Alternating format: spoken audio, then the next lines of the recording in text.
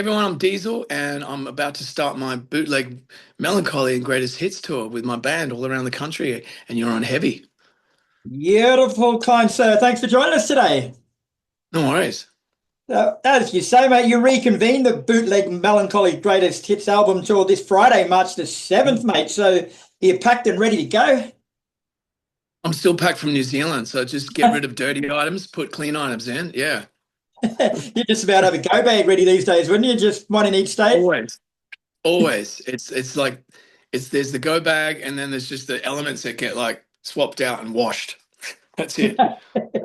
Oh, and then there's the perishable items that get used and have to be replenished. So like my throat lozenges and all those boring things. But yeah, it's like a sport, like a cricketer's bag or a football player's bag. I imagine, you got to have your bag with all your stuff in it because you don't want to be thinking about stuff when you get there. You just want to know that everything is in the bag. The bag of magic. Yeah. That's a very extensive tour, mate. Traveling through every state of Australia, starting in Victoria, including Mm. Tasmania too, up until early May. So do you still enjoy touring as much as you do, or does it become a bit laborsome after a while, I guess? Um, well, yeah, there are some things that I've become more aware of that I don't like. Um, and I guess the good thing about that is you just become more aware of, you can let it bother you, or you can just become more aware of it and kind of accept maybe, or just do take steps to kind of avoid. That's the good thing about experience, I suppose, is when you first start, you just go, oh, why did that happen? Or what, oh, what do you mean? Blah, blah, blah. And you kind of, now it's like, I wouldn't say that there's very few, variables or surprising things. There's always like, I think the most challenging thing is like, just get down to the basics. Um, Watching the carousel go around and your gear doesn't come out. That's always like a good It's really start to the day. true. What just happened? And then, and it's like, okay, right. Okay, where are we? Okay, call this person, call that person, call the music stores. You just start begging and borrowing. Um, and then you got to, calculate, okay, it's gonna come on that flight, but will it make it to the gig in time for the crew to, I mean, these are all things that have happened. And the crowd, they're not to know. They don't, it's not their problem, you Yeah. know. So those are always the biggest challenges. I mean, you always allow plenty of time, of course, but then it becomes like a sliding scale because it's like, how much time can you allow? Because you've got commitments before that. And it's also the massive expense of like, going the day before and all that, because it's, you got everyone on hold and, Yeah. you've got accommodation and cars for an extra day. These are all big factors for a touring um, party. And, I mean, even acts like Tom Jones, I heard last time, um, you know, because freight is so expensive, everything is so expensive now after the pandemic, like everything's gone up exponentially. They're coming down with very little and renting everything because it's actually ultimately more cost effective. And that was kind of rare before. It was like people always wanted their own stuff. But now we have, there's a lot of people that have what you need. So it's more of that sort of thing. And we also don't lug around massive PAs. Like when I say we, I can actually say we because when I started up, we were doing a lot of supports. And on the contract, it would say must supply two loaders. Yeah, You're right. getting paid a couple of $100 and must supply two loaders. Of course, you could pay some people to do that, but then that goes all the money you've made. So the Yeah. band would have to do the loading when it came to loading. And one, let's just like use one example of like I remember turning up to Blacktown RSL at the back of that RSL club. This is the western suburbs of Sydney, and it looked like something out of Egypt and the building of the pyramids. It was like 11 o'clock in the morning, and there was or the truck doors were open. There were people going up 6 flights of stairs with big black boxes and, heaving and hoeing and sweating. And I just thought, oh my God, and I looked at the stairs and said, we're going to go up those. And we did. And, if you were lucky, they would sort of have a bit of mercy on you. They would give you the smaller items and whatever. But I remember doing the gig that night. It was supporting Dragon. And I was like, just finished everything I needed to do in time, no sound check, just get on stage. My hands were still covered in black paint from all the boxes, and Oh, I'm playing really? my guitar, and my hands were like, my fingers were stiff because I've been carrying things. So my muscles were all like in spasm, sort of thing. It was just like, wow, got to do the gig, And Tommy Emmanuel was there that night, and he gave some really beautiful praise. I can't remember what he said, but it was just like his smile and him saying something really nice, and it was like, oh, that just made up for everything. Um, yeah, and that was the norm. But so yeah, I mean, these days I'm pretty kind of aware of like what is the minute I leave my house, I sort of know what the day is gonna Mm. be, and I've gotten really good at kind of time management, I suppose. Whereas when you first start out, you've got no idea, and then you trip over yourself and you go, oh damn, I should have eaten at that time, and now it's blah blah blah, and all those things can really mess up, the performance for me. So yeah, it's boring, I know, but I pretty much sort of approach it like an athlete when I'm on gig days. It's all about this at that time, that at that time, getting my body as good as it can possibly be, knowing that we're human and every day you're not the same person. So um yeah, but I just want to be everything that I can be for the time that I'm on stage, and then it's like back in the little box, And put, rewind, start again. put me back in the matchbox with the cotton wool and just close it up. Yeah.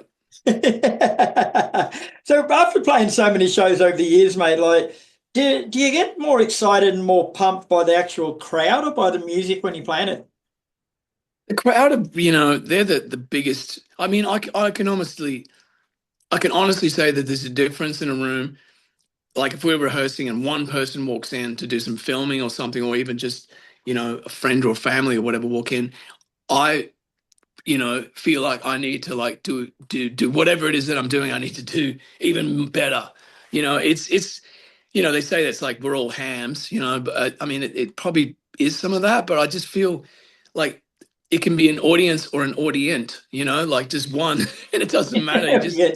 you know, someone's listening. You want to give them something. It's an exchange, And I feel like even with my band on stage, it's like first and foremost, I want to make them happy. I want them to kind of groove on what I'm doing, and so that's an exchange there, and we're listening to each other, and we're playing, and that has to happen before anything. It's it has been said many times that it's like whatever it is that's coming out of the PA and going into the room, it starts on stage first. The PA or the greatest sound guy in the world's not going to like make something out of a mess on stage. You might actually be able to help clear up a debate I had the other day, mate, because you mentioned sound check and people watching. Like, is it etiquette to clap after a song at sound check, or is that like Is it like sorry?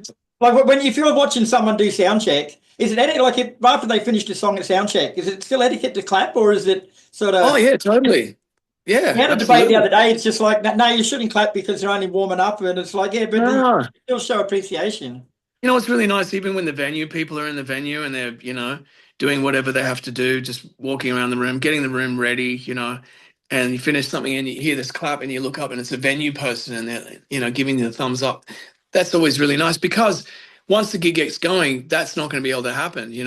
True. Um, so it's really nice that they acknowledge and they know that that's their time to kind of like their little space before the gig, and they've still got some space in their brain to even like listen to what you're doing and enjoy it and give you a shout out. So that really means a lot to me, and it's almost like things are going to be good. It's like if we just got clapped by the venue person, that means that I'm going to have a good night.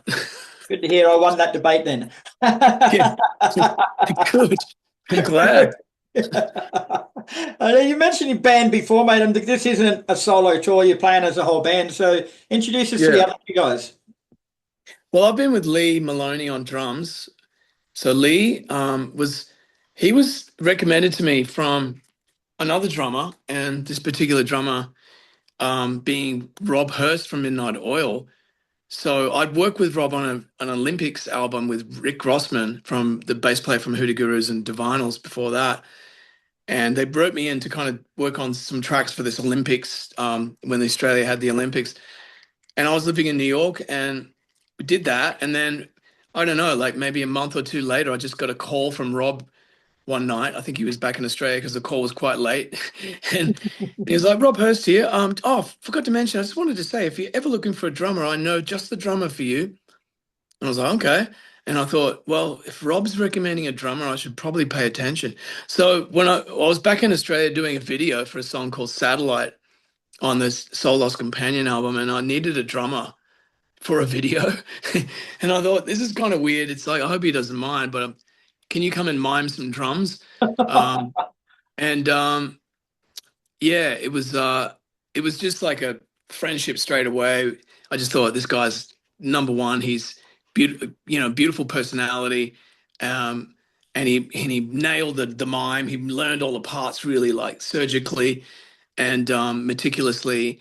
And then it came time to auditioning, and I had a few people lined up, and I auditioned him and the bass player, which I'm going to tell you about in a second. And I called my manager and I said, I know it's really rude on the day, but can we just like cancel everyone else? I'm good. I've found my band. And he was like, okay, it was like a little bit like, gee, like that's a bit dangerous, but I knew.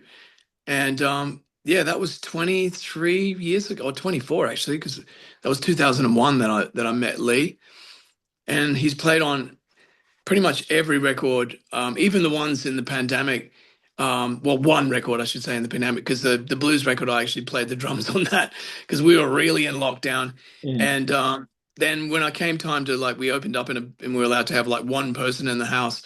I said to Lee, like, can you come over and slap some drums on some of these songs on Bootleg Melancholy? And yeah, it was handy because he lives not far from me, and we've just got a great language. And yeah, he's like the mule. I always use this analogy of like that, is always going to get you up the mountain no matter what. He'll just always get you there. And And what about Richie bass Vez, player? well, Richie Vez was recommended by another amazing bass player. So Michael Hegarty's played with a lot of people. Let's just start with Richard Clapton back on those amazing recordings like Deep Water and Capricorn Dancer and that whole period. And he was super, super young at that point. Um, and then I just remember Jimmy was looking for a bass player and was just pretty much stole him from Richard's gig that particular year. But Richard's, he loves having lots of different people play. He loves he loves the difference that he gets when he uses different people, and he just celebrates great musicians. And we all respect him as an amazing songwriter. But I think it has to be said that he has actually nurtured so many players as well. He's like a factory, or more, maybe not factory, but like a market garden of growing things that are just being nurtured, and it's constantly being replenished. And yeah, a lot of people have gone through his school of music. So yeah, and then yeah, Michael called me. Of course, I got to know Michael playing by him playing in Jimmy Barnes's band. But he said the same thing, man. I've seen the bass player for you. I know this guy's perfect for your gig, and he was right. I mean, when people that are like that I respect so much like that, um, you know, kind of recommend people, it makes my job really easy. That's what it does. 'Cause I'm lazy. Now, the press release refers to it being a two-set tour. So does that mean you're playing two sets in one night, or you're doing Yeah. consecutive Well, nights? I mean, normally we'd have, you have a support and then an intermission. So basically, we're just doing both of the sets with an intermission. So there's no support, which means I've got more time to get to more songs from more records, basically. And Yeah, of course, great. we get to all the hits. But I mean, thankfully, I put out a greatest hits in 2018. It was like an update of the greatest hits that came out in 1997, I think, called Rewind. So at that point, I had 30 singles, all charting. So I've got a lot of singles, and people like might know me of like from like this song or that song, or maybe this many songs, whatever. But there's actually, when they come to a show, they realize it's like, oh my God, yeah, I didn't realize I knew so many of his songs. But that's not a bad thing. It's a good Yeah. thing. And have you got a process of putting them together into the two sets, or do you just randomly throw them in there? No, I like to make little. little it's a bit like a menu, sort of like bit of this and then kind of like change it up, cleanse the palate a bit with this. I don't like to kind of stay on one kind of groove for too long. You kind of you sort of like get them hyped up, and then you soothe them, and then you hype them up again, then you chill them out in this way, and it's all kind of a bit of a roller coaster ride, but it has to have a linear element to it as well. And yeah, I mean, I'm not too thankfully I don't have a lot of songs in the same key. Maybe I do like the key of B, though. I've been told by someone. They're like, man, you got a lot of songs in B. I'm like, okay. I got a lot of songs in G and C and D and E as well. The B Um, man. but yeah, it's like, but I am conscious of that. If I see like, oh my God, there's three songs all in B there. I don't know if people actually recognize that. I think it's a muso thing. Yeah, I really probably don't would think people give a rat's, especially if they're different, feels and stuff. Right. Now, those who are buying tickets, including those who have already purchased tickets, are automatically going into the draw to win a signed Fender Squier Sonic Stratocaster electric guitar Mm. at every single show, bro. Tell us about that. Yeah.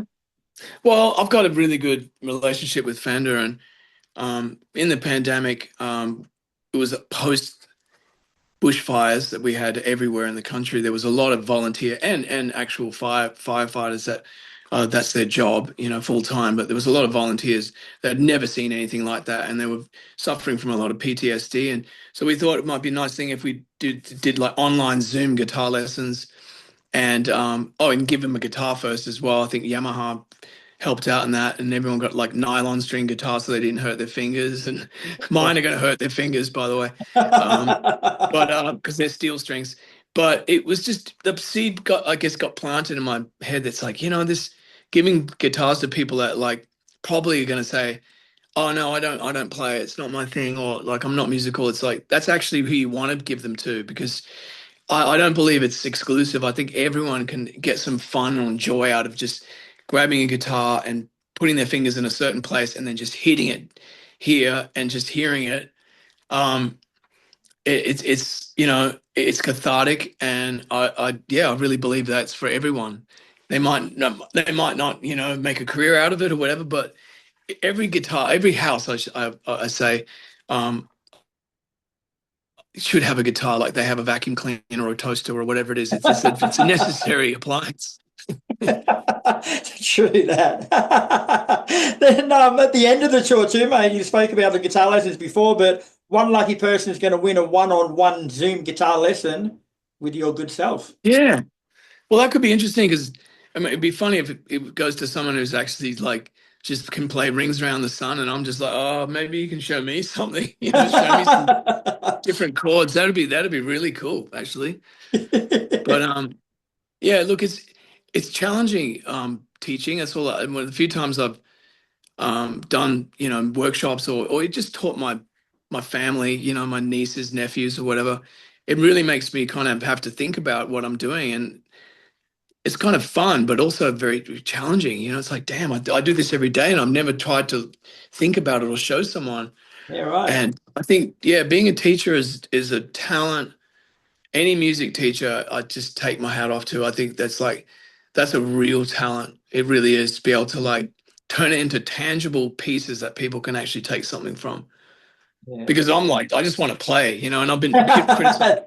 You don't want to My slop daughter would down and like say this is how you do it. my daughter and my son, when I try to teach them things, they're like, Dad, stop! You're getting carried away. You know. Oh, you're ripping into a solo while they're still on Oh, I'm first just, note. I just get lost in the moment. It's like just hearing the guitar just sends me somewhere. So Just to clarify with that too, like for that one-on-one Zoom with you, like that's not all the winners of the guitars going to do no, it. Everyone no, from we're the good. buys a ticket to the whole tour. It's picked out of once we have all the winners, and one lucky winner will be picked from that drawn. Yeah. Yeah, very We're nice. using we're using an algorithmic, it's not just like picked out like that. It's some kind of app that does it randomly.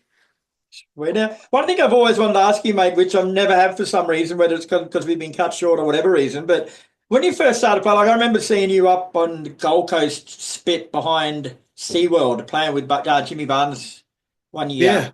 Yeah. That was fuck Was- way years ago, man. But you were just playing guitar then. Like when you mm. first started out, like you just played guitar, but did you always want to sing as well, or was that sort of thrown on you and you had to learn it? Well, I don't want to correct you, but I definitely would have been in my. You Oh, probably you were in Johnny missed. Diesel, sorry. You were in Johnny Yeah, Diesel. Barnes we was would have. playing I on the didn't. I same didn't. day.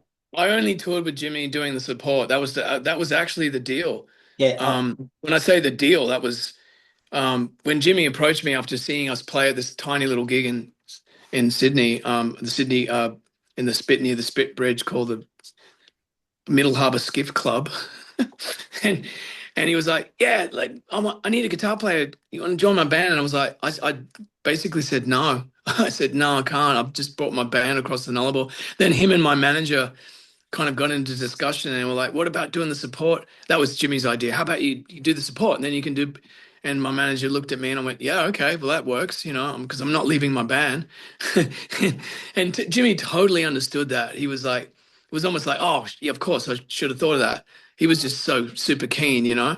And yeah, that's kind of how we got to a lot of people. And in that next, you know, 8 months, it was only 8 months that I was in the band, but it really got us to a lot of people, which was pretty handy. Yeah. So is singing your first choice or is playing? Probably singing because I don't need any equipment. You know, I love guitar, but you know, it's yeah, it's really hard to say which one I prefer. But I'd have to say the voice, but for the simple fact that it's just pure, and I don't need to get strings or batteries or Carry stuff upstairs. yeah. Now, this tour finishes in May, as we say. You think you've got a show at the Broadbeach Blues Festival in Queensland on May 16th. It's been announced as well. But after that, Yeah. man, it pretty much winds you up. Like, what's next for Diesel after that? You can take a bit of a break finally? Yeah, a little break, and then I'm gonna do a by request. Probably a lot of regional areas, places like Far North Queensland, which I haven't been to in 5 years. I think it is. It's just unbelievable because for about 8 or 10 years there, I'd always go to Far North Queensland every year in the winter time, and it was like a tradition thing for me to get to those people up there and to escape the cold um, for a few weeks. Right. And I haven't been up there for, yeah. I think if you talk to any musician in this country, they'd probably tell you things like that. Since the pandemic has taken big chunks out of their touring calendar, so yeah, I'm going to do this a by request solo thing, and then I'll probably release another record shortly after. So I've been working on that through this year. So Nice. it's So can people never. expect a new record this year? If it doesn't come out before Christmas, it's going to be, yeah. I mean, when I say before Christmas, like October, because those next months after that are just like a Right bit off. of a crazy write-off. But yeah, it'll be very early in the next year. Like Very when I good. say when kids go back to school, because that's when the year really starts. Nice, right. All right. Well, good to finally catch up with you again, my friend. I'll try Thank and pop you. up to the Broadbeach show and say hello. Yeah, I'm looking forward to Blues on Broadbeach. It's one of my favorite, if not the favorite blues fest that I get to play. It's the environment. Yeah, the whole vibe of it is super relaxed and cruisy, and it's just, yeah, get to see some great people too. And the masterclass that I'm doing, I'm looking forward to that because I don't get to really kind of, you know, talk about what I do, and you know, it's fun, especially if people ask, you know, provocative questions. Be great. Define provocative. Well, they're challenging to me, you know, that it, like make me really think about what it is that I do. Yeah. Yeah, you get so many generic questions over the years, wouldn't you? You'd almost be Yeah. on autopilot sometimes. No, it's good. I love those people that go because they've got some burning thing, or even if they don't even have an inclination of asking a question, and then they get there and they suddenly are inspired to sort of like, I want to know this. You know, I can tell those people. I can tell it's, you know. Then there's you know, sadly there might be, hopefully not, but there's usually someone who just likes the sound of their own voice as well. I got the microphone, buddy. Shut up. Yeah, exactly. No, not too many of those. Not too many of those, thankfully.